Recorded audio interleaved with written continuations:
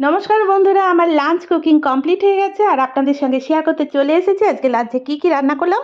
তার সঙ্গে আমার প্লেটটা সাজাচ্ছি সেটাও শেয়ার করে দিচ্ছি। প্রথমে আছে স্টিম রাইস, এরপরে আছে একদম চাপ চাপ করে মুসুর ডাল পেঁয়াজ দিয়ে ফোড়ন দিয়ে। এরপর আছে ওল্ড ইজ গোল্ড একটা রেসিপি, কচু লাউ শাক আলু বেগুন আর মাছের মাথা আর তেল কাটা দিয়ে একটা চচ্চড়ি। ওল্ড ইজ গোল্ড রেসিপি এটা। তারপর আছে কাতলা মাছের সর্ষে বাটা দিয়ে তেল ঝাল।